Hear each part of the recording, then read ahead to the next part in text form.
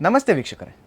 ಪ್ರಸಂಗಕರ್ತನ ಪದ್ಯಕ್ಕೆ ಭಾಗವತರ ಜೀವಾಳ, ಹಿಮ್ಮೇಳದ ಜೇಂಕಾರ, ನವರಸಗಳ ಅಭಿನಯ ಹಾಗೂ ಭಾವಪೂರ್ಣ ಅರ್ಥದ ಜೊತೆಗೆ ಪ್ರದರ್ಶಿಸಲ್ಪಡುವ ಯಕ್ಷಗಾನ ಎಂಬ ಹೊನಲು ಬೆಳಕಿನ ಕಲೆಯ ನೆರಳಲ್ಲಿ ಕಲಾವಿದನ ಬದುಕಿನ ಕುರಿತು, ಆತ ನಡೆದು ಬಂದ ಹಾದಿಯ ಕುರಿತು ಸಣ್ಣ ಅವಲೋಕನ ಮಾಡೋ ಪ್ರಯತ್ನ ಯಕ್ಷಧ್ರುವತಾರೆ. ನಾನು ಶ್ರವಣೋಡುಪ.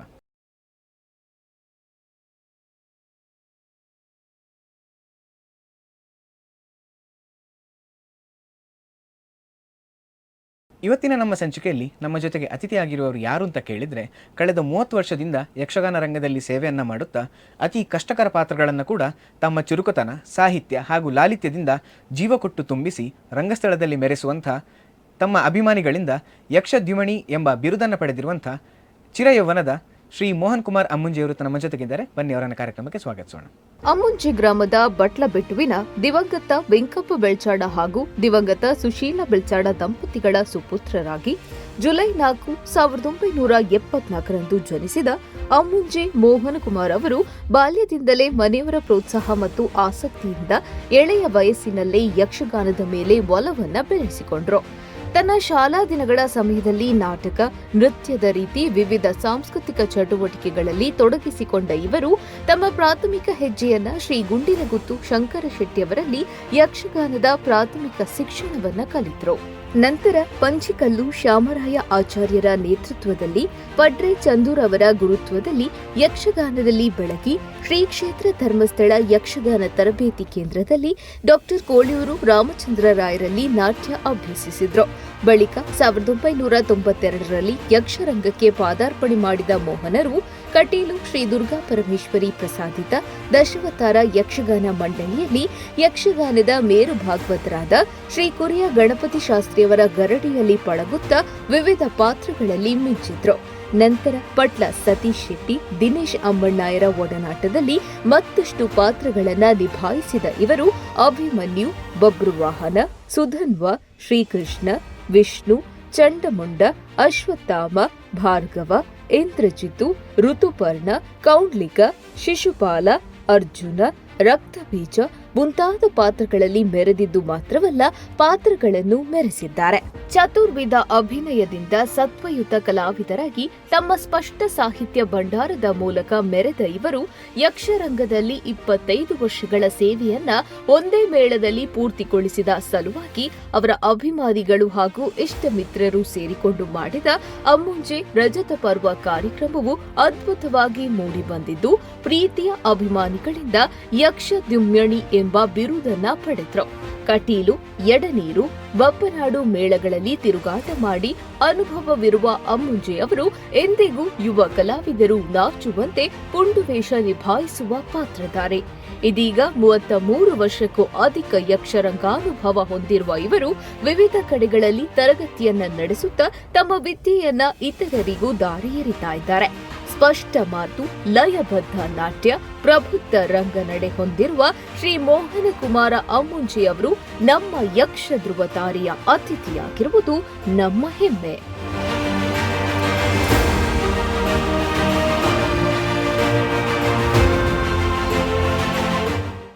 ಕಲಾವಿದರೆ, ಕಾರ್ಯಕ್ರಮಕ್ಕೆ ಸ್ವಾಗತ. ನಮಸ್ತೆ. ಮೊಟ್ಟ ಮೊದಲಾಗಿ ತಾವು ಅಮ್ಮುಂಜಿಯಲ್ಲಿ ಹುಟ್ಟಿ ಬೆಳೆದವರು, ಹಾಗಾಗಿ ತಮ್ಮ ಬಾಲ್ಯದ ಬಗ್ಗೆ ಹಾಗೂ ತಮ್ಮ ವಿದ್ಯಾಭ್ಯಾಸದ ಬಗ್ಗೆ ನಮ್ಮ ವೀಕ್ಷಕರ ಚೂರು ಹೇಳ್ಬೋದಾ? ಹೇಳ್ಬಾ. ನನ್ನ ಹುಟ್ಟು ಅಮ್ಮುಂಜೆಯಲ್ಲಿ. ನಾನೀಗ ಎಲ್ಲಿದ್ದೇನೋ ಅಲ್ಲಿಯೇ ಹುಟ್ಟಿದ್ದು, ಅಮ್ಮುಂಜೆಯಲ್ಲೇ ಇದ್ದೇನೆ. ನನ್ನ ಹೆಸರಿನ ಮುಂದೆ ಅಮ್ಮುಂಜೆಯಾಗಿ ಇರಬೇಕು ಅಂತ ನನ್ನದೊಂದು ಆಸೆ. ನನ್ನ ತಂದೆ ಹೆಸರು ವೆಂಕಪ್ಪ ಬೆಳ್ಚಾಡ ಅಂತ, ತಾಯಿ ಸುಶೀಲ ಬೆಳ್ಚಾಡ್ತಿ. ನಾವು 5 ಮಂದಿ ಮಕ್ಕಳು. 2 ಅಕ್ಕಂದಿರು, ದೊಡ್ಡ ಅಕ್ಕ ಶಾಂಭವಿ ಅಂತ ಹೇಳಿ, ಆಮೇಲೆ ಭವಾನಿ, ಮತ್ತು 2 ಅಣ್ಣಂದಿರು. ಒಬ್ಬ ಸುರೇಶ ಬೆಳ್ಚಾಡ ಅಂತೇಳಿ, ಅವ ಶುಭಲಕ್ಷ್ಮಿ ಒಂದು BDA ಕಂಪನಿಯಲ್ಲಿ ಉದ್ಯೋಗದಲ್ಲಿದ್ದಾನೆ. ಮತ್ತು ಇನ್ನೊಬ್ಬ ಅಣ್ಣ ಜನಾರ್ದನ ಮುಂಜೆ ಗೊತ್ತಿರ್ಬೋದು ನಿಮಗೆ, ವೃತ್ತಿಯಲ್ಲಿ ಕೆನರಾ ಕಾಲೇಜಿನಲ್ಲಿ ಇದ್ದಾನೆ ಉದ್ಯೋಗಿಯಾಗಿ. ಪ್ರವೃತ್ತಿಯಲ್ಲಿ ಯಕ್ಷಗಾನ ಸಂಘಟಕ, ನಿರೂಪಕನಾಗಿ ಕಾರ್ಯನಿರ್ವಹಿಸ್ತಾ ಇದ್ದಾನೆ. ಹೀಗೆ 4 ಮಂದಿಗೆ ನಾನು ಕೊನೆಯವ ತಮ್ಮ. ಹೀಗೆ 5 ಮಂದಿ ಮಕ್ಕಳು ನಾವು ನಮ್ಮ ಅಮ್ಮನಿಗೆ. ಆದರೆ ನನ್ನನ್ನು ನಮ್ಮ ತಾಯಿಯ ಹೊಟ್ಟೆಯಲ್ಲಿರುವಾಗಲೇ ತಂದೆಯನ್ನು ಕಳ್ಕೊಂಡೆ. ನಾನು ತಂದೆಯ ಮುಖವೇ ನೋಡಲಿಲ್ಲ. ಹಾಗಾಗಿ ಇವರೇ ನನ್ನನ್ನು ಬೆಳೆಸಿದ್ದು. ಹಾಗೆ ತಮ್ಮ ವಿದ್ಯಾಭ್ಯಾಸ ಹೇಗಾಯಿತು? ಅಂದರೆ ನನಗೆ ತಾಯಿಯೇ ತಂದೆಯೂ ಆಗಿ ತಾಯಿಯ ಪ್ರೀತಿ ತಂದೆಯ ಪ್ರೀತಿಯನ್ನು ಕೊಟ್ಟು ಅಮ್ಮ ನಮ್ಮನ್ನು ಸಾಕಿದ್ದು. ಮತ್ತು ಅಕ್ಕಂದಿರು ಅಣ್ಣಂದಿರೆಲ್ಲ ನನ್ನನ್ನು ಬೆಳೆಸಿದರು. ಆಮೇಲೆ ನಮ್ಮ ತಂದೆ ಸತ್ತ ಮೇಲೆ ನಮ್ಮ ಎಲ್ಲರ ಜವಾಬ್ದಾರಿಯನ್ನು ಹೊತ್ತದ್ದು ನಮ್ಮ ದೊಡ್ಡ ಅಣ್ಣ ಸುರೇಶ್ ಬೆಳ್ಚಾಡ. ಹಾಗಾಗಿ ಅವನ ವಿದ್ಯಾಭ್ಯಾಸ 7ನೇ ತರಗತಿಯಲ್ಲಿ ಮೊಟಕಾಯಿತು. ಅವು ಕೂಡ ಮತ್ತೆ ಬೀಡಿ ಕಟ್ಟಿ ಅಕ್ಕಂದರಿಗೆ ಮದುವೆ ಆಗಲಿ ಮತ್ತು ನಮಗೆ ಇಬ್ಬರಿಗೆ ವಿದ್ಯಾಭ್ಯಾಸ ಇದೆಲ್ಲ ಕೊಡಿಸಿ ನಮ್ಮ ದೊಡ್ಡ ಅಣ್ಣ.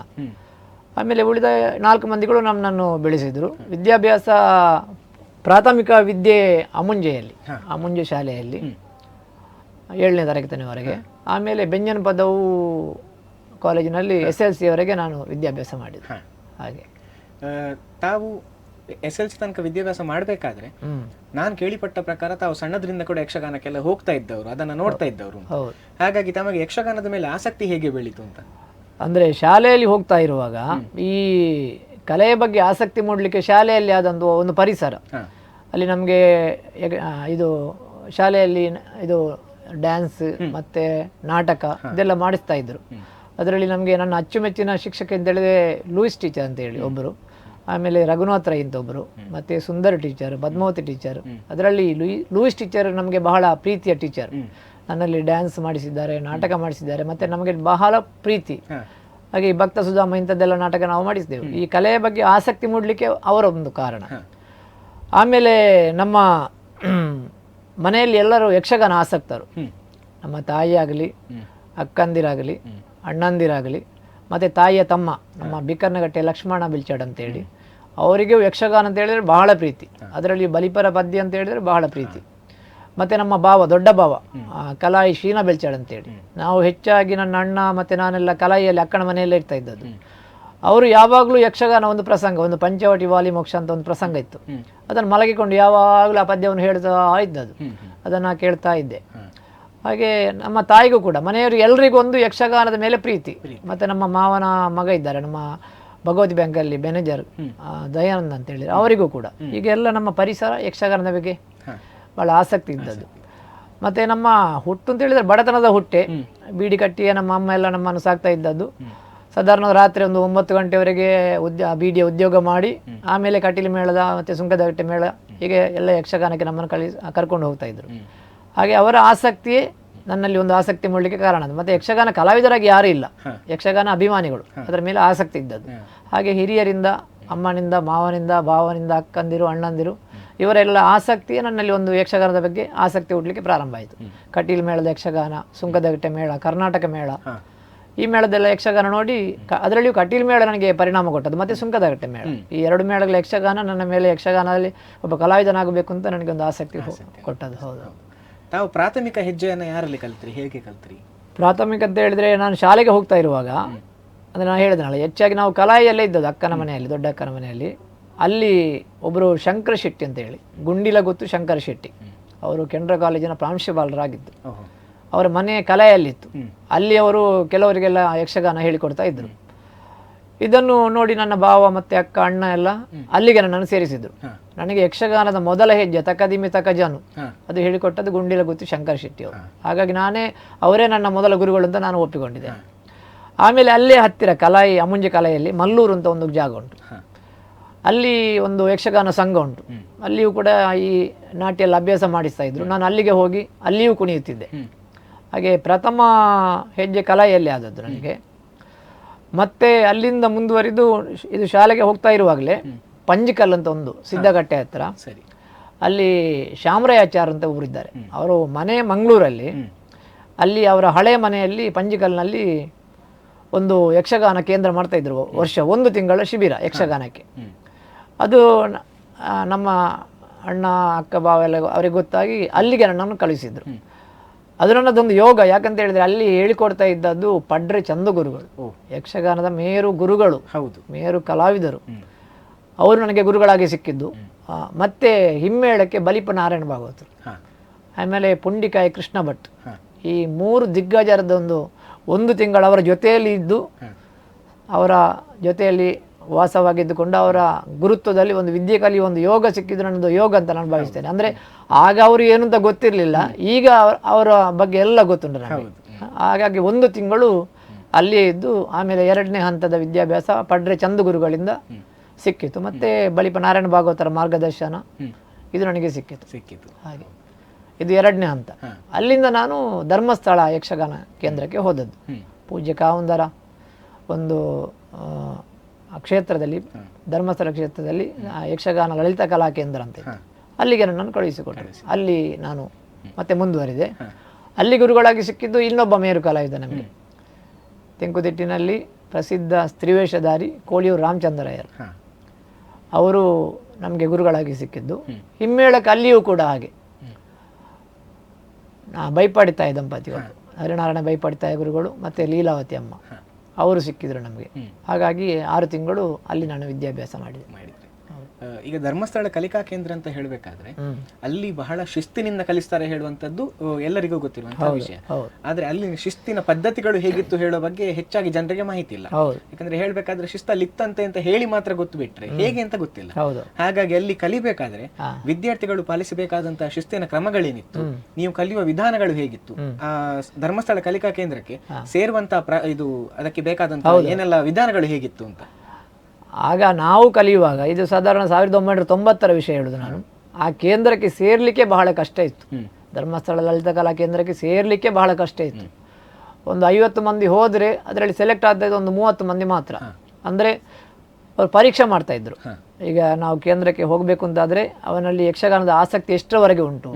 ಮೊದಲಾಗಿ ಈಗ ನಾವು ಮುಮ್ಮೇಳಕ್ಕೆ ಹೋಗುದು, ವೇಷಧಾರಿ ಆಗುವುದು ಅಂತಂದ್ರೆ ಅವನಿಗೆ ಒಂದು ಪುಸ್ತಕ ಕೊಡ್ತಾರೆ. ಈ ಪುಸ್ತಕವನ್ನು ನಿರರ್ಗಳವಾಗಿ ಓದಬೇಕು. ಅವನ ಭಾಷೆ, ನಾಲಿಗೆ ಶುದ್ಧ, ಅದನ್ನೆಲ್ಲ ಪರೀಕ್ಷೆ ಮಾಡ್ತಾರೆ. ಮತ್ತೆ ನನಗೆ ಎಷ್ಟು ಆಸಕ್ತಿ ಉಂಟು ಅಂದ್ರೆ ಕಲ್ತೇ ಹೋಗ್ಬೇಕು ಅಂತ ಇಲ್ಲ. ಅಲ್ಲಿ ಒಂದು ವೇಷಧಾರಿ ಆಗಬೇಕು ಅಂತಾದ್ರೆ ಒಂದು ಸ್ವಲ್ಪ ಆದ್ರೂ ಏನಾದ್ರೂ ನಾಟ್ಯದ ಬಗ್ಗೆ ಆಸಕ್ತಿ ಉಂಟ, ಒಂದು ಕುಣಿಸ್ತಾ ಇದ್ರು, ಹಾರಿಸ್ತಾ ಇದ್ರು, ಅದು ತಪ್ಪಿದ್ರು ತೊಂದರೆ ಇಲ್ಲ, ಒಂದು ಪರೀಕ್ಷೆ. ಹಾಗೆ ಹಿಮ್ಮೇಳಕ್ಕೆ ಹೋಗುವಾಗ ನಿನಗೆ ಪದ್ಯ ಹೇಳಲಿಕ್ಕೆ ಏನು ಗೊತ್ತಾ, ಏನಾದ್ರೂ ಗೊತ್ತಿದ್ದದನ್ನು ಹೇಳು, ಹಾಗೆ ಪರೀಕ್ಷೆ ಮಾಡ್ತಾ ಇದ್ರು. ಅಲ್ಲಿ ನೋಡಿ ಕಲ್ತದೆಷ್ಟು ಅಂತ ಗೊತ್ತಾಗ್ಲಿಕ್ಕೆ. ಹೌದು, ನೋಡಿ ಎಷ್ಟು ನೋಡಿದ್ದೇವೆ ಅಂತ ಗೊತ್ತಾಗ್ಲಿಕ್ಕೆ. ಅಲ್ಲಿ ನರೇಂದ್ರ ಮಾಸ್ಟರ್ ಅಂತ ಇದ್ರು, ಮತ್ತೆ ಪಾಂಡುರಂಗ ಠಾಕೂರು, ಮತ್ತೆ ನಾನು ಹೋಗುವಾಗ ಬಂಟ್ವಾಳ ಜಯರಾಮಾಚಾರ್ಯರು ಇದ್ರು. ಈಗ ಇವರೆಲ್ಲ ಕುಳಿತು ಒಂದು ಪರೀಕ್ಷೆ ಮಾಡಿ ಅವರಿಗೆ ಅದು ಆದಿತು ಅಂತ ಹೇಳಿದ ಮೇಲೆ ನಾವು ಪಾಸ್ ಆಗ್ತಾ ಇದ್ದದ್ದು. ಮತ್ತೆ ಲಲಿತ ಕಲಾ ಕೇಂದ್ರ ಕೂಡ ಹಾಗೆ ಒಂದು ಗುರುಕುಲದ ಪದ್ಧತಿ. ಕಲಾವಿದರಿಗೆ ಶಿಸ್ತು ಸಿಕ್ಕಿದ್ದೆ ಅಲ್ಲಿಂದ. ಒಂದು ಗುರುಕುಲದ ಪದ್ಧತಿಯಲ್ಲೇ ಲಲಿತ ಕಲಾ ಕೇಂದ್ರ ಇತ್ತು. ಅದು ಅಂದ್ರೆ ಜೈನ ಬಸದಿಯಲ್ಲಿ ಅಲ್ಲಿದ್ದದ್ದು. ಕಲಾವಿದರಿಗೆ ಒಂದು ಶಿಸ್ತಿತ್ತು. ಬೆಳಿಗ್ಗೆ ಬೇಗ ಏಳಬೇಕು, 5-6 ಗಂಟೆಯ ಒಳಗೆ ಏಳಬೇಕು, ಸ್ನಾನ ಮಾಡಬೇಕು. ಮತ್ತೆ ಅದಾದ ಮೇಲೆ ನಮಗೆ ಸ್ವಲ್ಪ ವ್ಯಾಯಾಮ ಎಲ್ಲ ಇತ್ತು. ಆಮೇಲೆ ಸಂಗೀತ ಪಾಠ ಇತ್ತು ನಮಗೆ. ಅದು ಸಂಗೀತ ಪಾಠ ಮಾಡ್ತಾ ಇದ್ದದ್ದು ಇವರೇ, ಹರಿನಾರಾಯಣ ಬೈಪಾಡಿತಾರೆ ಮತ್ತು ಲೀಲಾವತಿ ಬೈಪಾಡಿತಾರೆ. ನಾನು ಬೇರೆ ಸಂಗೀತ ಅಭ್ಯಾಸ ಮಾಡಲಿಲ್ಲ. ಒಂದು ಶ್ರುತಿಬದ್ಧವಾಗಿ ಮಾತಾಡೋದು ಹೇಗೆ, ಸರಿಗಾಮ ಅಂತ ಹೇಳಿ ಹೇಳಿಕೊಟ್ಟದ್ದು ನನಗೆ ಅವರು. ಆಮೇಲೆ ಸಾಧಾರಣ ಅಲ್ಲಿಂದ ನಂತರ ಅಲ್ಲಿ ಮತ್ತೊಂದು ಶಿಸ್ತಿತ್ತು. ಅಲ್ಲಿ ಅಡುಗೆ ಮಾಡಲಿಕ್ಕೆ ದಿನಕ್ಕೆ 2 ಹುಡುಗರು, ಇಷ್ಟು ಮಂದಿಗಳಲ್ಲಿ ಇಬ್ಬರನ್ನು ಅವರು ನೇಮಕ ಮಾಡೋದು. ಆ 2 ಯಾರಿಗೆ ಆ ದಿವಸ ಕೆಲಸ ಉಂಟು ಅವ್ರು ನಾವು ಹೇಳಬೇಕು. ಒಂದು ಕಷಾಯ ಮಾಡಬೇಕು ಸುರುವಿಗೆ, ಅದು ಕೊತ್ತಂಬರಿ ಕಷಾಯ ಫಸ್ಟಿಗೆ, ಆಮೇಲೆ ಗಂಜಿ ಊಟ, ಗಂಜಿ ಚಟ್ನಿ, ಆಮೇಲೆ ಪುನಃ ಹಾಲು ಹಾಕಿ ಕೊತ್ತಂಬರಿ ಕಷಾಯ, ಮತ್ತೆ ಹೆಸರು, ಕಡಲೆ ಇಂಥದ್ದೆಲ್ಲ ತಿಂಡಿ ಅದು ಮಾಡಬೇಕು. ಮಧ್ಯಾಹ್ನ ಛತ್ರಕ್ಕೆ ಊಟಕ್ಕೆ ಹೋಗುದು. ಸಂಜೆಯೂ ಕೂಡ ಹಾಗೆ. ಮತ್ತೆ ಈ ಬೆಳಿಗ್ಗೆ 7 ಗಂಟೆಗೆ ಪ್ರಾರಂಭ ಆದರೆ ಮಧ್ಯಾಹ್ನದವರೆಗೆ ಅಭ್ಯಾಸ. ಆಮೇಲೆ 2 ಗಂಟೆಯಿಂದ ಪ್ರಾರಂಭ ಆದರೆ 5-6 ಗಂಟೆವರೆಗೆ ಅಭ್ಯಾಸ. ಹೀಗೆ ನಿರಂತರ. ಆಮೇಲೆ ರಾತ್ರಿ ಪುನಃ ಇದು ಗುರುಗಳೆಲ್ಲ ಪುರಾಣದ ಬಗ್ಗೆ ಎಲ್ಲ ಹೇಳಿಕೊಡ್ತಾ ಇದ್ರು. ಆಮೇಲೆ ಪಾಂಡುರಂಗ ಠಾಕೂರ್ ಅಂತ ಬರ್ತಾ ಇದ್ರು, ನರೇಂದ್ರ ಮಾಸ್ಟರ್ ಅಂತ ನಮ್ಮ ಶ್ರುತಕೀರ್ತಿ ಅವರಿದ್ದಾರೆ, ಡಾಕ್ಟರ್ ಶ್ರುತಕೀರ್ತಿ ಅವರ ಅಪ್ಪ, ಅವರು ಬಂದು ಪುರಾಣದ ಬಗ್ಗೆ ಎಲ್ಲ ಹೇಳಿಕೊಡ್ತಾ ಇದ್ರು. ಆಮೇಲೆ ಅಲ್ಲಿ ಧರ್ಮಸ್ಥಳದಲ್ಲಿಗೆ ಇದು ಪುರಾಣ ಪ್ರವಚನ ಎಲ್ಲ ಆಗ್ತಾ ಇತ್ತು. ಒಮ್ಮೊಮ್ಮೆ ಗುರುಗಳು ಕೂಡ ಹೋಗ್ತಾ ಇದ್ರು, ಅವರೊಟ್ಟಿಗೆ ಅಲ್ಲಿಗೆ ಹೋಗುವುದು. ಈಗ ಒಂದು ಗುರುಕುಲ ಪದ್ಧತಿಯಲ್ಲಿ 6 ತಿಂಗಳ ಕಾಲ ಮನೆಗೆ ಬರಲಿಕ್ಕಿಲ್ಲ. ಹಾಗೆ ದಿನಾ ಅಭ್ಯಾಸ ಮಾಡಿದ ಕಾರಣವೇ ಆ ಒಂದು ಶಿಸ್ತು ಮತ್ತೆ ಯಕ್ಷಗಾನಕ್ಕೆ ಯಾವುದೆಲ್ಲ ಬೇಕು ಎಲ್ಲ ಕಲೀಲಿಕ್ಕೆ ನನಗೆ ಒಂದು ಅವಕಾಶ ಆಯಿತು ಧರ್ಮಸ್ಥಳದಲ್ಲಿ. ಅದೊಂದು ಪೂಜ್ಯ ಕಾವಂದರ ಆಶೀರ್ವಾದ ಅಂತ ಹೇಳ್ಬೋದು. ಹೆಚ್ಚಿನವರು ಧರ್ಮಸ್ಥಳ ಕೇಂದ್ರದಲ್ಲಿ ಕಲ್ತವರೇ ಇರುವುದು ಯಕ್ಷಗಾನದಲ್ಲಿ. ಬಹಳಷ್ಟು ಜನ ಅಲ್ಲಿಂದ. ತಾವು ಕಲಿಯುವಂತ ವರ್ಷದಲ್ಲಿ ಯಾರಾದ್ರೂ ಬೇರೆ ಅಲ್ಲಿ ಕಲಿತಿದ್ದಂತ ವಿದ್ಯಾರ್ಥಿಗಳು ಈಗ ಇದೇ ರೀತಿ ವೃತ್ತಿಪರರಾಗಿರುವಂತದ್ದು ಇದ್ದಾರೆ. ನಾನು ಇರುವ ಸಮಯದಲ್ಲಿ ನಾನು ಮತ್ತೆ ಪೆರ್ಮುದೆ ಜಯಪ್ರಕಾಶ್ ಆಮೇಲೆ ಮತ್ತೆ ಮೇಳದಲ್ಲಿ ಇರುವುದು ನಾರಾಯಣ ಪಟಾಳಿ ಅಂತ ಒಬ್ರು ಇದ್ದ, ಆ ಧರ್ಮಸ್ಥಳದಲ್ಲಿದ್ದ, ಈಗ ತೀರಿ ಹೋಗಿದ್ದಾರೆ. ಆಮೇಲೆ ಒಬ್ಬ ಅದು ಗೋವಿಂದರಾಜ್ ಅಂತ, 1 ವರ್ಷ ಮೇಳದಲ್ಲಿದ್ದದ್ದು. ಮತ್ತೆ ಒಬ್ಬ ಪದ್ಮನಾಭ ಎಕ್ಕಾರ್ ಅಂತ, ಅವನು ತೀರಿ ಹೋಗಿದ್ದಾನೆ. ಮತ್ತೊಬ್ಬ ಪ್ರವೀಣ್ ದೊಡ್ಡದೋಟ ಅಂತ ಸ್ತ್ರೀವೇಷ, ಸ್ವಲ್ಪ ಸಮಯ ಕಟೀಲು ಮೇಳದಲ್ಲಿದ್ದ. ಆಮೇಲೆ ಯಾರು ಮೇಳಕ್ಕೆ ಬರಲಿಲ್ಲ. ಹಿಮ್ಮೇಳದಲ್ಲಿಯೂ ಕೂಡ ಒಬ್ಬರು ನರಸಿಂಹಮಯ್ಯ ಅಂತ ಇದ್ದರು, ಮತ್ತೊಬ್ಬರು ಪಡುಬಿದ್ರೆಯಲ್ಲಿ ಚಂದ್ರಶೇಖರಾಚಾರ್ಯ, ಅವರು ಯಾರು ಮೇಳದ ಬಗ್ಗೆ ಆಸಕ್ತಿ ವಹಿಸಲಿಲ್ಲ. ಮೇಳದಲ್ಲಿ ಇರುವುದೀಗ ಸದ್ಯಕ್ಕಿರುವುದು ನಾನು ಮತ್ತು ಜಯಪ್ರಕಾಶ್ ಶೆಟ್ಟಿ. ಇದು ಹೌದು. ನಿಮ್ಮ ಒಡನಾಟ ಹೇಗಿತ್ತು ಅಲ್ಲಿ? ಒಡನಾಟ ಮಕ್ಕಳಲ್ವಾ, ಅವರಿಗೆ ಉಪದ್ರ ಮಾಡ್ತಾ ಇದ್ದೆವು ನಾವು. ಅದರಲ್ಲಿ ನನಗೆ ಅವ ಬಹಳ ಪ್ರೀತಿ. ಅವ ಈಗಿನ ಹಾಗೆ ಸ್ವಲ್ಪ ದಪ್ಪೆಲ್ಲ ಇರಲಿಲ್ಲ, ಬಹಳ ಸ್ವಲ್ಪ ಸಪುರ ಇದ್ದ. ಮಕ್ಕಳಾಟಿಗೆ ಮಾಡಿಕೊಂಡು ಹೊಡೆದು ಬಾರ್ದೆಲ್ಲ. ಆದರೆ ಅವನಲ್ಲಿ ಈ ತಾಳಮದ್ದಲೆ ಆಸಕ್ತಿ ಅವನಿಗೆ ಆಗಲೇ ಇತ್ತು. ಆಗಲೇ ಕೇಂದ್ರದಲ್ಲೆಲ್ಲ ಅರ್ಥ ಹೇಳ್ತಾ ಇದ್ದ. ಕುಣಿಯುವುದರಲ್ಲಿ ಸ್ವಲ್ಪ ಹಿಂದೆ ಅವ, ಮಾತುಗಾರಿಕೆಗಳಲ್ಲಿ ಭಾಳ ಮುಂದೆ ಇದ್ದ. ಹಾಗೆ ಚಂದ ಇತ್ತು ಆ ಟೀಮ್. ಹಾಗೆ ಮತ್ತೆ ಗುರುಗಳು, ಮತ್ತೆ ಒಳ್ಳೆಯ ಗುರುಗಳು ಸಿಕ್ಕಿದ್ರು ನಮಗೆ. ಹಾಗೆ 6 ತಿಂಗಳು ಧರ್ಮಸ್ಥಳದಲ್ಲಿ. ಹೌದಾ. ಅದಾದ ಮೇಲೆ ಮೇಳದ ಪ್ರವೇಶ ಹೇಗಾಯ್ತು ನಿಮ್ಮದು? 6 ತಿಂಗಳಾದ ಮೇಲೆ ಅಲ್ಲಿ ನಮಗೆ ಒಂದು 2-3 ಯಕ್ಷಗಾನ ಆಗ್ತಾ ಇತ್ತು. ಗುರು ಕಾವಂದ್ರೊಮ್ಮೆ ನೋಡ್ಲಿಕ್ಕೆಲ್ಲ ಬರ್ತಾ ಇದ್ರು, ಮತ್ತೆ ಅಮ್ಮ ಬರ್ತಾ ಇದ್ರು. ಹಾಗೆ 6 ತಿಂಗಳಾದ ಮೇಲೆ ಮೇಳಕ್ಕೆ ಹೋಗುವುದು ಅವರವರ ಇಷ್ಟ. ಕೆಲವು ಮಂದಿಯನ್ನು ಧರ್ಮಸ್ಥಳದಲ್ಲಿ ಇರಿಸ್ತಾ ಇದ್ರು. ಆದರೆ ನನ್ನನ್ನು ಕಟೀಲು ಮೇಳಕ್ಕೆ ಹೋಗುಂತ ಹೇಳಿದ್ದು ನಮ್ಮ ಇವರು ಗುರುಗಳು, ಬೈಪಾಡಿತಾಯ ದಂಪತಿಗಳು. ಬೇರೆ ಎಲ್ಲಿಗೆ ಹೋಗಬೇಡ, ಕಟೀಲಿ ಮೇಳಕ್ಕೆ ಹೋಗುಂತ ಹೇಳಿ ಕಟೀಲು ಮೇಳಕ್ಕೆ ಹೋಗಲಿಕ್ಕೆ ಪ್ರೇರಣೆ ಕೊಟ್ಟದ್ದೇ ಅವರಿಬ್ಬರು. ಮತ್ತು ಗುರುಗಳೆಲ್ಲ ನಾನು ಹೇಳಿದೆ, ಕೋಳಿಯೂರು ಗುರುಗಳು, ಆಯಿತು ಮಗು ಹೋಗು ಅಂತ ಹೇಳಿದರು. ಹಾಗೆ ಅವರ ಒಂದು ಮಾತಿನ ಪ್ರಕಾರ ಕಟೀಲು ಮೇಳಕ್ಕೆ ಸೇರಿದ್ರಿ. ಹೌದು. ಕಟೀಲು ಮೇಳಕ್ಕೆ ಸೇರಿದ ಮೊದಲ 19 ವರ್ಷಗಳ ಕಾಲ, ಸುದೀರ್ಘವಾದ ಒಂದು ಸಮಯದಲ್ಲಿ ನಿಮಗೆ ನಮ್ಮ ಕುರಿಯ ಗಣಪತಿ ಶಾಸ್ತ್ರಿಗಳ ಗರಡಿ ಸಿಗ್ತದೆ ಪಳಗ್ಲಿಕ್ಕೆ. ಅವರ ಬಹಳಷ್ಟು, ಅಂದ್ರೆ ಇವತ್ತು ಕೂಡ ಹೇಳ್ಬೇಕಾದ್ರೆ ಮೋಹನ ಕುಮಾರ್ ಅಮುಂಜೆ ಎಂಬಂತ ಶಿಲ್ಪವನ್ನ ಕೆತ್ತಿದ್ದು ಕುರಿಯ ಗಣಪತಿ ಶಾಸ್ತ್ರಿಗಳು ಹೇಳುವಂತ ಮಾತು ಬಹಳಷ್ಟು ಪ್ರಚಲಿತದಲ್ಲಿದೆ. ಹಾಗಾಗಿ ಅವರ ಪ್ರಭಾವ ಹೇಗಿತ್ತು, ಅವರೊಟ್ಟಿಗೆ ನಿಮ್ಮ ಒಡನಾಟ ಹೇಗಿತ್ತು ಅಂತ? ಅಂದ್ರೆ ಆಗ ಕೇಂದ್ರಕ್ಕೆ ಸೇರ್ಲಿಕ್ಕೂ ಕಷ್ಟ, ಮೇಳಕ್ಕೆ ಸೇರ್ಲಿಕ್ಕೂ ಕಷ್ಟ ಇತ್ತು. ಈಗಿನ ಹಾಗಲ್ಲ, ಈಗ ಕರೆದ್ರು ಬರುವವರಿಲ್ಲ. ಆಗ ನಮಗೆ ಸೇರ್ಲಿಕ್ಕೆ ಕಷ್ಟ ಇತ್ತು. ಕಟೀಲು ಮೇಳಕ್ಕೂ ಹಾಗೆ, ಕೇಂದ್ರದಲ್ಲಿ ಕಲಿತ ಎಲ್ಲ ಮಕ್ಕಳು ಕಟೀಲು ಮೇಳಕ್ಕೆ ಹೋಗುದು. ಹಾಗೆ ಅಲ್ಲಿಯೂ ಕೂಡ ಮೇಳಕ್ಕೆ ತಗೊಳ್ಬೇಕು ಅಂತಾದ್ರೆ ಅಲ್ಲಿಯೂ ಕೂಡ ಸ್ವಲ್ಪ ಎಲ್ಲ ಕೇಳಿ ಹಾಗೆಲ್ಲ ಇತ್ತು. 1991ರಲ್ಲಿ ನಾನು ಕಟೀಲು ಮೇಳಕ್ಕೆ ಸೇರಿದ್ದು. ತುಂಬ ಮಂದಿ ಇದ್ರು. ಆಗ ನಮಗೊಂದು ಅಂಜಿಕೆ ಇದೆ, ತಗೊಳ್ತಾರೋ ಇಲ್ವಾ. ಅಲ್ಲಿ ಸುನ್ನಂಬಳ ವಿಶ್ವೇಶ್ವರ ಭಟ್ರು ಆಗ ಮ್ಯಾನೇಜರ್ ಆಗಿದ್ದವರು, ಅವರಲ್ಲಿ ಮಾತಾಡುವಾಗ ಮೇಳಕ್ಕೆ ತಗೊಂಡ್ರು, ಖುಷಿ ಆಯಿತು. ಸೇರಿಸಿದ್ದು 3ನೇ ಮೇಳಕ್ಕೆ. 3ನೇ ಮೇಳದಲ್ಲಿ ಕುರಿಯ ಭಾಗವತರ ಪದ್ಯ ಮೊದಲು ಕೇಳಿದ್ದೆ ನಾನು. ಅಂದರೆ ನಮ್ಮ ಪರಿಸರದಲ್ಲಿ ಎಲ್ಲ ಕಟೀಲು ಮೇಳದ ಆಟ ಆಗ್ತಾ ಇತ್ತು.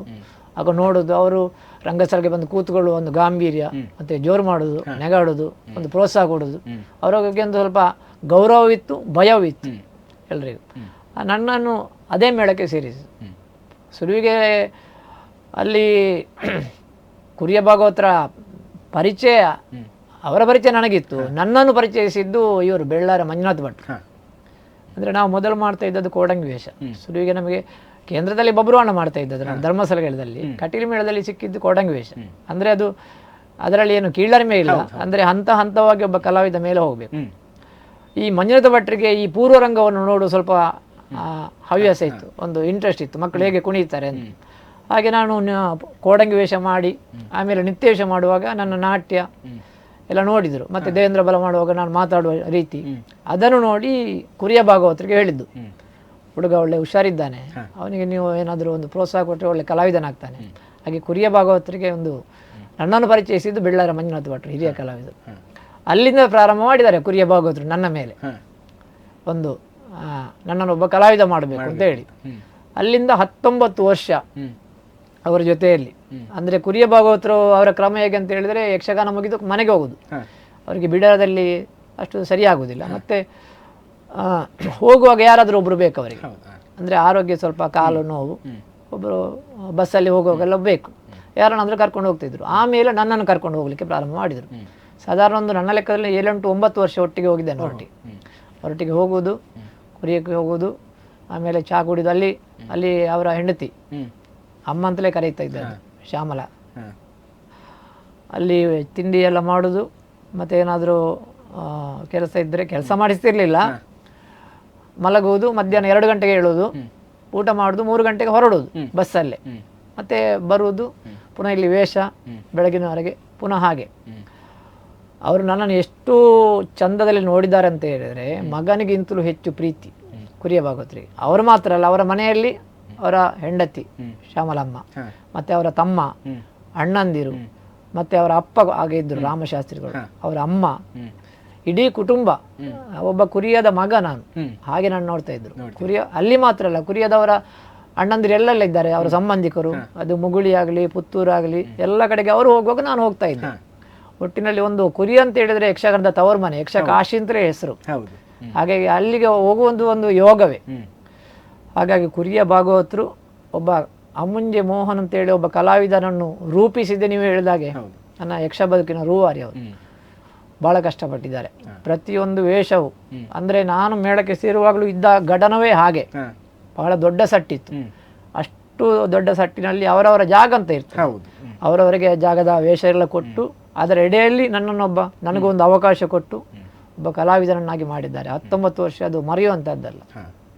ಹಾಗೆ ಕುರಿಯ ಭಾಗವತರು. ಆಗ ಅಲ್ಲಿ ಕುರಿಯ ಭಾಗವತರ ಜೊತೆಯಲ್ಲಿ ಇದ್ದದು ಪುರುಷೋತ್ತಮ ಪುಂಜವರು, ಮತ್ತೊಬ್ಬರು ಭಾಗವತರು, ಬೊಟ್ಟಿಗೆ ಪುರುಷೋತ್ತಮ. ಅವರದ್ದು ಕೂಡ ಬಹಳ ದೊಡ್ಡ ಕೊಡುಗೆ ಉಂಟು ನನಗೆ.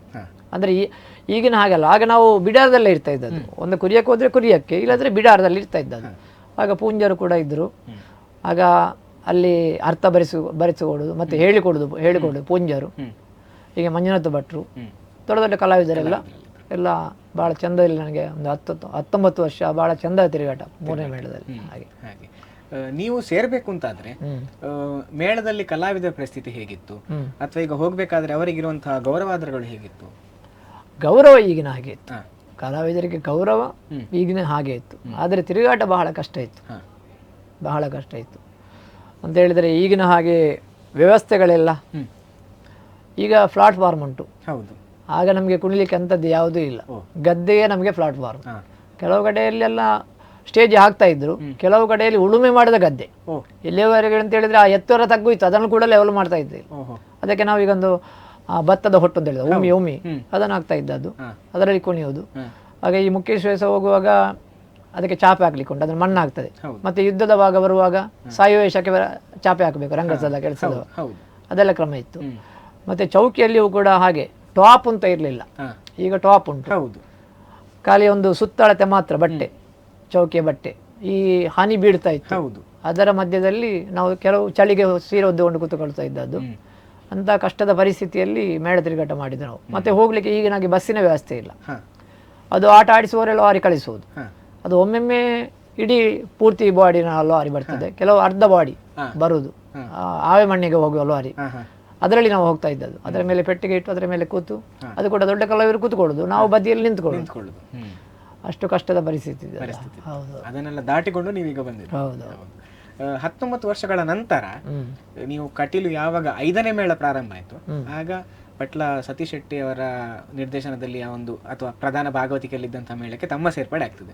ಅದಾದ ಮೇಲೆ ಕೆಲವು ವರ್ಷಗಳ ತಾವು ಅಲ್ಲಿ ಕೂಡ ಸೇವೆಯನ್ನ ಮಾಡ್ತೀವಿ. ಅಲ್ಲಿ ತಮ್ಮ ವೇಷಕ್ಕೆ ಕೂಡ ಬಹಳಷ್ಟು ಪ್ರಾಶಸ್ತ್ಯ ಇರ್ತದೆ, ಅದೇ ರೀತಿ ತಮಗೆ ಬಹಳ ಹೆಸರನ್ನು ಕೂಡ ತಂದು ಕೊಡ್ತದೆ. ಹಾಗಾಗಿ ಆ ಒಂದು ಒಡನಾಟ ಹೇಗಿತ್ತು ಅಂತ? ಕಟೀಲ್ ಮೇಳಕ್ಕೆ ಸೇರುವಾಗ ನಮಗೆ ಯಜಮಾನರಾಗಿ ಸಿಕ್ಕಿದ್ದು ದನಿಗಳ ತಂದೆಯವರು, ಕೀರ್ತಿಶೇಷರು ವಿಠಲ ಶೆಟ್ಟಿಯವರು. ಆಗ 19 ವರ್ಷ, ಅಂದರೆ ಈ ಕಲಾವಿದ ಹೇಗೆ ನನ್ನ ಲೆಕ್ಕದಲ್ಲಿ ಪ್ರಾರಂಭದಿಂದಲೇ ಬೆಳೀತಾ ಹೋಗಬೇಕು, ಒಮ್ಮೆಲೆ ದೊಡ್ಡ ವೇಷಕ್ಕೆ ಹೋಗುದಲ್ಲ. ನನ್ನ ಬೆಳವಣಿಗೆ ಹಾಗೇ ಆದದ್ದು. ಈಗ ಕೋಡಂಗಿ ವೇಷ, ನಿತ್ಯ ವೇಷ, ಆಮೇಲೆ ಮುಖ್ಯಶ್ರೀ ವೇಷ, ಪೀಠಿಕಾಶ್ರೀ ವೇಷ, ದೇವೇಂದ್ರ ಬಲ. ಒಮ್ಮೊಮ್ಮೆ ಪೀಠಿಕಾಶ್ರೀ ವೇಷ ಹೋಗಿ ಒಡ್ಡೊಲಗಕ್ಕೆ ದೇವೇಂದ್ರ ಬಲ ಹೋಗಲೇಬೇಕು. ಆಗ ಕುರಿಯ ಭಾಗವತರ ಶಿಸ್ತು ಆಗಿತ್ತು. ಅಲ್ಲಿಂದ ಒಂದೊಂದು ದೇವೇಂದ್ರ ಬಲ ಆಗಿ ಪುಂಡು ವೇಷ, ಹೀಗೆಲ್ಲ ಮಾಡ್ತಾ ಹೋಗಿ ಹೋಗಿ ಹೋಗಿ 2ನೇ ಪುಂಡು ವೇಷ. ಈ ಜಾಗಕ್ಕೆ ನಾನು 2ನೇ ಮೇಳದಲ್ಲಿ ಬಂದೆ. ಅಲ್ಲಿಯವರೆಗೆ ನನ್ನ ಬೆಳವಣಿಗೆ ಆಯಿತು. ಅಲ್ಲಿಂದ ನಂತರ ದೊಡ್ಡ ದನಿಗಳು ಸ್ವರ್ಗಸ್ಥರಾದ ಮೇಲೆ ಅವರ ಮಗ ಕಲ್ಲಾಡಿ ದೇವಪ್ರಸಾದ್ ಶೆಟ್ಟಿ ಅವರು ದನಿಗಳಾಗಿದ್ದರು. ನಾನು ಹೋಗುವಾಗ 3 ಮೇಳ ಇದ್ದದ್ದು, ಆಮೇಲೆ 4 ಆಯಿತು, 5ನೇ ಮೇಳ ಪ್ರಾರಂಭ ಆಯಿತು. 5ನೇ ಮೇಳ ಆಗುವಾಗ ದನಿಗಳು ನನಗೆ ಪ್ರಮೋಷನ್ ಕೊಟ್ಟರು. 2ನೇ ಪುಂಡು ವೇಷದಲ್ಲಿದ್ದಂಥ ನನ್ನನ್ನು 1ನೇ ಪುಂಡು ವೇಷಕ್ಕೆ ಪ್ರಮೋಷನ್ ಮಾಡಿ 5ನೇ ಮೇಳಕ್ಕೆ ನನ್ನನ್ನು ಕಳುಹಿಸಿಕೊಟ್ರು. ಪಟ್ಲ ಸತೀಶ್ ಶೆಟ್ಟಿ ಅವ್ರದ್ದು ಒಂದು ಆಸೆ ಇತ್ತು ನಾನು ಬರಬೇಕು ಅಂತ ಹೇಳಿ. ಮತ್ತು ನಾನು ಅವರ ಪದ್ಯದ ಅಭಿಮಾನಿ ಮೊದಲೇ. ಅವರು 2ನೇ ಮೇಳದಲ್ಲಿರುವಾಗ ಅವರ ಹಾಡುಗಾರಿಕೆಯನ್ನು ಕೇಳಿದ್ದೆ. ಆಮೇಲೆ 5ನೇ ಮೇಳಕ್ಕೆ ದನಿಗಳು ಕಳುಹಿಸಿದ್ರು. ಅಲ್ಲಿ 5ನೇ ಮೇಳದಲ್ಲಿಯೂ ಕೂಡ ಹಾಗೆ ಪೆರುವೈ ನಾರಾಯಣ ಶೆಟ್ಟಿ ಅವರಿದ್ದರು, ಮತ್ತು ರೆಂಜಾಳದವರಿದ್ದರು, ನಾನು 1ನೇ ಪುಂಡುವೇಷ. ಮತ್ತು ಆಗ ಮಾಧವ ಕೊಳತ ಮಂಜಲು, ಮತ್ತು ನೆಲ್ಲಿಯಾಡಿ ಪ್ರಶಾಂತ, ಸೀತಂಗೋಲಿ ಬಾಲಕೃಷ್ಣ, ಸುಬ್ರಾಯ ಸಂಪಾಜೆ, ಅಂದರೆ ಅಲ್ಲಿಯೂ ಕೂಡ ಒಳ್ಳೆ ಇದಿತ್ತು. ಒಂದು ತಂಡ ಕಟ್ಟಿದರು ಇವರು ಸತೀಶ್ ಶೆಟ್ಟರು. ಪ್ರಶಾಂತ ನೆಲ್ಲಿಯಾಡಿ ಕೂಡ ಹಾಗೆ ಬೇರೆ ಮೇಳದಲ್ಲಿ ಸಖಿ ಪಾತ್ರ ಮಾಡ್ತಾ ಇದ್ದವನನ್ನು 1ನೇ ವೇಷಕ್ಕೆ ಅವರೇ ಕರ್ಕೊಂಡು ಬಂದದ್ದು. ಮೇಳ ಪ್ರಾರಂಭವಾದ ಮರುದಿವಸವೇ ಮಾನಸಿಕದ ಪ್ರಸಂಗ, ಅದು ನನ್ನ ಕೋರಿಕೆಯ ಮೇಲೆ ಭಾಗವತರು ಇಟ್ಟದ್ದು. ಪಿರುವಯ್ಯ ಅವರದು ಶತ್ರುಘ್ನ ಇದ್ದದ್ದು. ನನಗೆ 2 ವೇಷ ಕೊಟ್ಟರು, ಇದು ರೂಕ್ಷ ಮಾಡಿ ಲಕ್ಷ್ಮಣ, ಹಾಗೆ ಮತ್ತೆ ಮೋಹನ್ ಬೆಳ್ಳಿಪಾಡಿ ಇದ್ದ. ಹೀಗೆ ನೆಲ್ಲಿಯಾಡಿ ಸೀತೆ, ಅವ 1ನೇ ಸ್ತ್ರೀವೇಷ ಮಾಡಲಿಕ್ಕೆ ಭಾಳ ಹೆದರ್ತೆ ಇದ್ದ. ಮತ್ತೆ ಪಟ್ಲದವರೆಲ್ಲ ನಾವೆಲ್ಲ ಹೇಳಿಕೊಟ್ಟು ಮಾಡ್ತಾ ಇದ್ದೆವು. ಹಾಗೆ ನಮ್ಮ 5ನೇ ಮೇಳ ಮುಂದುವರಿಯಿತು. ಇವರ ಒಂದು ಹಾಡುಗಾರಿಕೆಯಲ್ಲಿ ಮತ್ತೆ ಒಂದು ಟೀಮ್ ವರ್ಕ್, ಅವರು ಕೂಡ ಹಾಗೆ ನನ್ನಿಂದಾಗಿಂತ ಹೇಳುವುದಲ್ಲ, ಮತ್ತೆ ನಾವು ನಮ್ಮಿದಾಗಿಂತ ಹೇಳುದು. 5ನೇ ಮೇಳದ ಒಂದು ಟೀಮ್ ವರ್ಕ್, ಎಲ್ಲ ಒಟ್ಟಾಗಿ ಸೇರಿ ಮಾಧವ ಕೊಳತ ಮಜಲು ಎಲ್ಲ ಇದ್ದದ್ದು. ಮತ್ತೆ ಉಜಿರೆ ನಾರಾಯಣ ಹಾಸ್ಯಗಾರ ಇದ್ದದ್ದು ಹಾಸ್ಯಕ್ಕೆ. ಎಲ್ಲ ಒಂದು ಟೀಮ್ ವರ್ಕ್ ಆಗಿ 5ನೇ ಮೇಳದ ಒಂದು ಯಕ್ಷಗಾನ ಪಟ್ಟ ಸತೀಶ್ ಶೆಟ್ಟಿಯವರ ಸಾರಥ್ಯದಲ್ಲಿ ಒಳ್ಳೆಯದಾಗಿ ನಡೀತಾ ಇತ್ತು. ಹೌದು, ಅಲ್ಲಿ ನನಗೆ ಇದ್ದದ್ದು ನನ್ನ ಜಾಗದ ವೇಷ ದೇವ ಮೇಲೆ ವಿಷ್ಣು. ಸತೀಶ್ ಶೆಟ್ಟಿ ಅವರು ಹೇಳಿದರು ಚಂಡಮುಂಡರು ನೀವೇ ಮಾಡಬೇಕು ಅಂತ ಹೇಳಿ. ಹಾಗಾಗಿ ಅವರ ಮಾತಿನ ಪ್ರಕಾರ ವಿಷ್ಣು ಮಾಡಿ ಚಂಡಮುಂಡರು ಮಾಡ್ತಾ ಇದ್ದೆ. ನನಗೆ ಜೊತೆಯಾಗಿದ್ದದ್ದು ಬೆಳ್ಳಿಪಾಡಿ ಮೋಹನ್, ಅಮುಂಜೆ ಮೋಹನ್ ಮತ್ತು ಬೆಳ್ಳಿಪಾಡಿ ಮೋಹನ್. ನಮ್ಮ ಚಂಡಮುಂಡರ ಪ್ಲಾಟ್ ಕೂಡ ಇವರ ಭಾಗವತಿಕೆಯಲ್ಲಿ ಒಳ್ಳೆಯ ಹೆಸರನ್ನು ಪಡ್ತಿತ್ತು, ದೇವ ಮಹಾತ್ಮೆ. ಹಾಗೆ ಅದಾದ ಮೇಲೆ 3 ವರ್ಷಗಳ ಕಾಲ ತಾವು 2 ವರ್ಷ ಎಡನೀರಲ್ಲಿ, 1 ವರ್ಷ ಬಪ್ಪನಾಡಲ್ಲಿ ತಾವು ಸೇವೆಯನ್ನು ಮಾಡ್ತೀವಿ. ಎಡನೀರಲ್ಲಿ ತಾವು ಮೇಳದ ತಿರುಗಾಟ ಮಾಡಬೇಕು ಅಂತಾದರೆ ಆಗ ಎಡನೀರು ಮಠದ ಸ್ವಾಮಿಗಳಾಗಿದ್ದಂಥ, ಅದೇ ರೀತಿ ಯಕ್ಷಗಾನದ ದೊಡ್ಡ ಪ್ರೋತ್ಸಾಹಕರು ಕೂಡ ಆಗಿದ್ದಂಥ ಕೇಶವಾನಂದ ಭಾರತಿ ಸ್ವಾಮಿಗಳ ಒಡನಾಟ ತಮಗೆ ಸಿಗ್ತದೆ. ಹಾಗಾಗಿ ಅದರ ಪ್ರಯೋಜನಗಳು ತಮಗೆ ಯಾವ ರೀತಿ ಎಲ್ಲ ಆಗಿದೆ ಅಂತ? ಅದೀಗ 19 ವರ್ಷ ಕಟೀಲು 1ನೇ ಮೇಳ, ಇದು 3ನೇ ಮೇಳದಲ್ಲಿ, ಆಮೇಲೆ 7 ವರ್ಷ ಏನು 5ನೇ ಮೇಳ, ಆಮೇಲೆ ಒಂದು 3 ವರ್ಷ ಮೇಳದಿಂದ ಹೊರಗೆ ಉಳಿಯಬೇಕಾಯಿತು. ಆಗ ನನಗೆ ಆಶಯ ಕೊಟ್ಟದ್ದೇ ಎಡನೀರು ಮೇಳ, ಎಡನೀರು ಮಠ.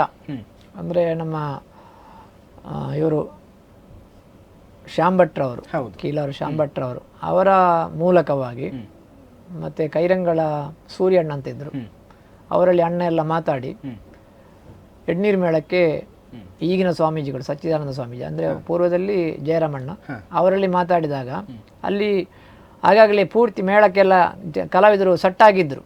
ಆದರೆ ಶಾಂಭಟ್ರು ಹೇಳಿದ್ದು ಮತ್ತು ನಮ್ಮ ಒಂದು ಅಪೇಕ್ಷೆಯನ್ನು ಮನ್ನಿಸಿ ಅವರು ಮೇಳಕ್ಕೆ ತಗೊಂಡ್ರು. ಪೂಜ್ಯ ಸ್ವಾಮೀಜಿಯವರು ಮೇಳಕ್ಕೆ ಸೇರಿದಾಗ ಅಲ್ಲಿ ನನಗೆ ಆಶಯ ಕೊಟ್ಟದ್ದು ಅವರು 2 ವರ್ಷ. ಅಲ್ಲಿ ಭಾಗವತರಾಗಿದ್ದದ್ದು ದಿನೇಶ್ ಅಮ್ಮಣ್ಣಯ್ಯರು. ಅವರ ಬಗ್ಗೆ ನಮಗೆ ಪೂಜ್ಯ ಭಾವನೆ ಅಂತ ಹೇಳಿದರೆ, ನಾನು ಸುರುವಿಗೆ ಮೇಳಕ್ಕೆ ಸೇರುವುದಕ್ಕಿಂತ ಮೊದಲೇ ಕರ್ನಾಟಕ ಮೇಳದ ಯಕ್ಷಗಾನ ನೋಡ್ತಾ ಇದ್ದೆ, ದೊಡ್ಡ ಮೇಳ. ಅವರ ಪದ್ಯ ಕೇಳಲಿಕ್ಕೆ ನನಗೆ ಭಾಳ ಇಷ್ಟ. ಅವರು ಸಿಕ್ಕಿದ್ರು. ಮತ್ತು ದೇರಂತ ಮಂಜಲು ಸುಬ್ರಹ್ಮಣ್ಯ ಭಟ್ರು.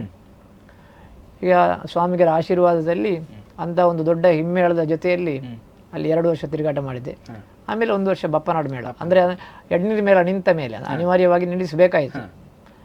ಆಮೇಲೆ ಬಪ್ಪನಾಡು ಮೇಳ, ಹಾಗೆ 3 ವರ್ಷ ಬಪ್ಪನಾಡು ಮೇಳದಲ್ಲಿ ಕೂಡ ತುಳು ಪ್ರಸಂಗದಲ್ಲಿ. ಹೌದೌದು, ಅದೊಂದು ನನಗೆ ಸವಾಲಾಗಿತ್ತು. ಅಂತ ಹೇಳಿದರೆ ಇಷ್ಟು ವರ್ಷವೂ ನಾನು ತುಳು ಪ್ರಸಂಗದಲ್ಲಿ ವೇಷವೇ ಮಾಡಿರಲಿಲ್ಲ, ಕನ್ನಡದಲ್ಲೇ ಮಾತಾಡಿದೆ. ಒಂದೆರಡು ವೇಷ ಏನೋ ಮಾಡಿದ್ದೇನೆ. ಬಪ್ಪನಾಡು ಮೇಳಕ್ಕೆ ಹೋಗುವಾಗ ತುಳು ಪ್ರಸಂಗ, ಅದರಲ್ಲಿ ನಾನು ತುಳು ಪಾತ್ರವನ್ನೇ ಮಾಡಬೇಕಿತ್ತು. ನಾನು ಮೊದಲು ಬಪ್ಪನಾಡಕ್ಕೆ ಮೇಳಕ್ಕೆ ಸೇರಿದ ಮೇಲೆ ಅದರ ಮರುದಿವಸ ಕಟೀಲ್ನ ಹತ್ರವಿದ್ದದ್ದು. ಆಗ ತುಂಬ ಮಂದಿ ಬಂದಿದ್ರು, ನನ್ನ ವೇಷ ನೋಡ್ಲಿಕ್ಕಲ್ಲ, ತುಳು ಹೇಗೆ ಮಾತಾಡ್ತಾರೆ. ಮತ್ತೆ ಅಭ್ಯಾಸ ಆಯಿತು ನನಗೆ ಆ ಪ್ರಸಂಗದಲ್ಲಿ. ಆ ವರ್ಷ ನಾಗನಂದಿನಿ ಏನೋ ಅಂತ ಇದ್ದಿದ್ದು, ನನ್ನ ಪಾತ್ರಕ್ಕೆ ಅಷ್ಟು ಕೆಲಸ ಇರಲಿಲ್ಲ. ಆಮೇಲೆ ಬೇರೆ ಪ್ರಸಂಗ ಪ್ರಾರಂಭ ಆಯಿತು. ಅಲ್ಲೊಂದು ಬನತ ಬಂಗಾರ ಅಂತ ಪ್ರಸಂಗ ಮೊದಲು 60 ಇರುವಾಗ ಆಗ್ತಾ ಇದ್ದದ್ದು. ಅಲ್ಲಿ ಬಪ್ಪನಾಡಿನಲ್ಲಿ ಇವರು ಬಜ್ಪೆ ವಿನೋದನ್ನ ಮತ್ತು ಮ್ಯಾನೇಜರ್ ಭವನ್ ಶಂಕರ್ ಅಣ್ಣೋನ್ ಅಂತ ಹೇಳೋದು, ಅವರು ಮಾಡ್ತಾ ಇದ್ದ ಪಾತ್ರವನ್ನು ನನಗೆ ಕೊಟ್ಟರು. ಅದು ನನಗೆ ಒಂದು ಸವಾಲಾಯಿತು. ವಿಲನ್ ಪಾತ್ರ, ಕಲಾನಾಯಕನ ಪಾತ್ರ. ಆಟ ಆಡಿಸುವವರಿಗೊಂದು ಭಾಳ ಚಿಂತೆ ಇತ್ತು, 60 ಮಾಡುವ ವೇಷ ಅಂತ. ಇವರೆಲ್ಲ ಸಹಕಾರದಲ್ಲಿ ಆ ಪಾತ್ರ ಪಾಸ್ ಆಯಿತು, ಆಟ ಆಡಿಸುವವರಿಗೆ ಖುಷಿ ಆಯಿತು. ಮತ್ತು ಬೇರೆ ಬೇರೆ ಮತ್ತು ರಾಧಾಕೃಷ್ಣ ನಾವಡ್ರು ಇವರೆಲ್ಲ ಇದ್ದರು, ದೊಡ್ಡ ದೊಡ್ಡ ಕಲಾವಿದರು. ಅವರ ಸಹಕಾರದಲ್ಲಿ ಚಂದ್ರಾಸ ಚರಿತ್ರೆ ಎಲ್ಲ ತುಳುವಿನಲ್ಲೆಲ್ಲ ಆಗ್ತಾ ಇತ್ತು. ಅಂತೂ ಅದು ಕೂಡ ತುಳು ಪ್ರಸಂಗದಲ್ಲಿ ಒಂದು ಪಾತ್ರ ಮಾಡುವ ಧೈರ್ಯ ಬತ್ತು ನನಗೆ. ಹಾಗೆ 3 ವರ್ಷ ಆಯ್ತು. ಹೌದು. ಇನ್ನೂ ತಮ್ಮ ಯಕ್ಷಗಾನದ ಪಯಣದ ಬಗ್ಗೆ ಬಹಳಷ್ಟು ವಿಷಯಗಳು ಮಾತಾಡ್ಲಿಕ್ಕಿದೆ, ಆದ್ರೆ ನಮ್ಗೆ ಒಂದು ಸಂಚಿಕೆ ಸಾಕಾಗ್ಲಿಕ್ಕಿಲ್ವೇನೋ. ಹಾಗಾಗಿ ಒಂದು ಸಣ್ಣ ವಿರಾಮವನ್ನು ತಗೊಂಡು ಮುಂದಿನ ಸಂಚಿಕೆಯಲ್ಲಿ ಮತ್ತೆ ಮುಂದುವರಿಸೋಣ. ನೋಡಿದ್ರಲ್ಲ ವೀಕ್ಷಕರೇ, ಇಷ್ಟು ಹೊತ್ತು ಮೋಹನ್ ಕುಮಾರ್ ಅಮ್ಮುಂಜಿಯವರು ನಮ್ಮ ಜೊತೆಗೆ ತಮ್ಮ ಯಕ್ಷಗಾನದ ಮೊದಲ ಹೆಜ್ಜೆಗಳ ಬಗ್ಗೆ ಮಾತಾಡಿದ್ದಾರೆ. ಇನ್ನೂ ಹಲವಾರು ವಿಷಯಗಳನ್ನು ಮಾತಾಡಲಿಕ್ಕಿದೆ. ಅಲ್ಲಿ ತನಕ ನೋಡ್ತಾರೆ ಅಭಿಮತ ಟಿವಿ, ಇದು ಜನಮನದ ನಾಡಿಮಿಡಿತ.